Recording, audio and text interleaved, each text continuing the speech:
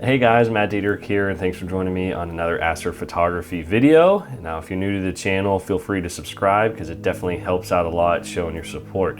Now, it's been a while since I've sat at the desk and actually filmed a video, but I got back from Chile and I was doing some work down there installing some telescopes, and I had some new equipment to test for some of the nightscape photography that I like doing, and one of them was this NiSi. It's the Star Soft filter, so it gives you the nice large stars. It kind of really makes them prominent in your image, and I was shooting with their V6 holder, and that's what's seen here. So pretty good machining on this, and I just have the little adapter because I was shooting with my Sony 24mm lens, and all you have to do is thread this on with their little adapter for your exact lens, and then that just seats right into the holder itself. So just threads on. I have the filter in already, and you can really see already if you just get at an angle with any kind of light source, you can kind of see this modeling effect on the filter.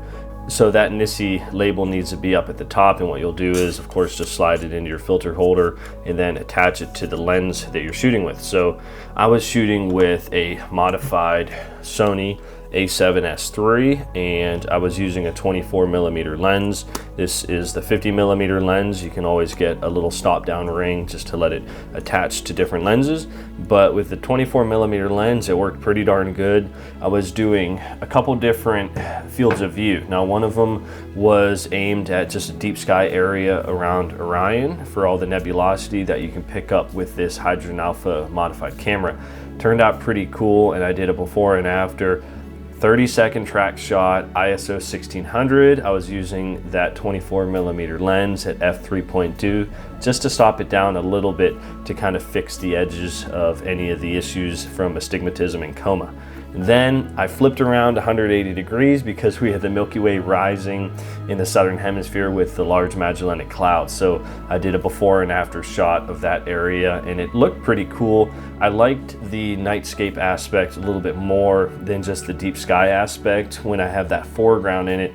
The Star Soft filter just makes it look a little bit more prominent with the Milky Way and the Magellanic Clouds. So it's a neat little appearance and something that's really easy to carry around and toss onto your lens at a moment's notice. So without further ado, let's go ahead and show you guys some of those before and after shots.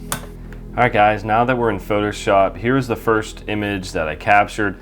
Tons of green air glow that night in Chile. It's always spectacular, but again, that modified Sony from Spencer's camera picks up so much hydrogen alpha, which is all this red around the constellation Orion. So again, because there's so many stars when you get away from city lights, it kind of makes it tricky to even see all of Orion. But this was a 30-second shot, f3.2 with that Sony 24mm lens, and the camera was running at ISO 1600. I was tracking. I had it on a small little portable tracker, kept the stars nice and pinpoint. So this is that first shot, tons of air glow. I just did a gentle edit to make the brights a little bit brighter and to darken the darks, and just add a little bit of contrast in general to the image. So before the filter was applied, and now after this next image, I put on the filter. So you can really see how all the brighter stars really pop out at you a little bit more.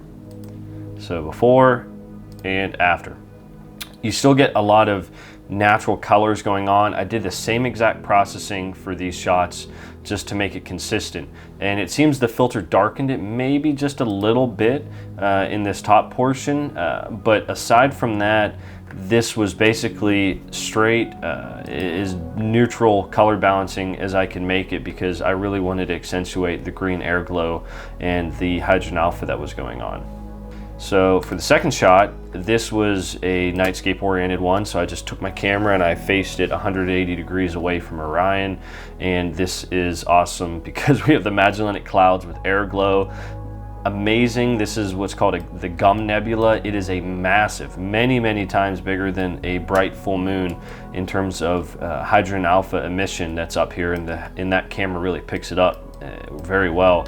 And then we have the Eta Carinae Nebula and other emission nebulae going on there. So all in all, pretty cool. Just single 30-second shot, the same 1600 ISO I was tracking, and at f3.2. So it kept the stars nice and pinpoint during that 30-second shot with the 24mm lens. So let's do that before and after.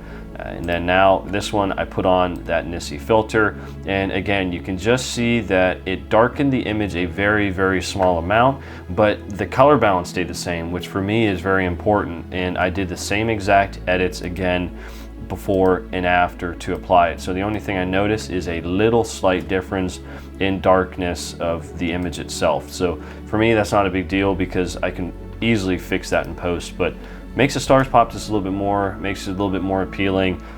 You will notice maybe I get a little softening of the landscape itself, but it's kind of hard to tell because, well, actually you can see it there, but it makes sense. But you can move the filter up and down to kind of place your line of where the star softening happens, and that makes it a little bit easier so you're not softening all the image because, well, you could fix it by just blending a filter in a shot without the filter as well if you wanted to. But overall, I think they look pretty cool.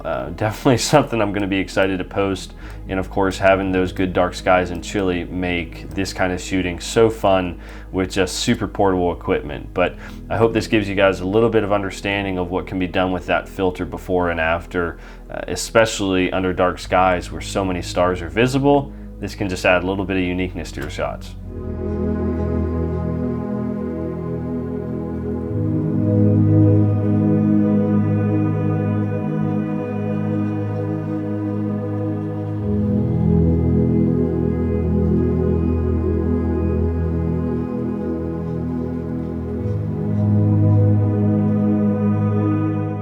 Well, I hope you guys enjoyed the little before and after because I was really impressed, especially under dark skies, because there's so many stars when you get away from city lights that all the constellations end up blurring together. So you really add a little bit of flair and uniqueness to your shots when you add a star filter to them because, well, what happens is then those images start to pop more because the constellation, the very bright stars in those constellations start to pop a little bit more. So for me, I think I'm going to keep it in my kit and especially use it under dark skies. But as always, I hope this was a little bit worthwhile for you guys. And if you enjoy the content, again, don't forget to subscribe, share it with your friends, and stay tuned for more videos.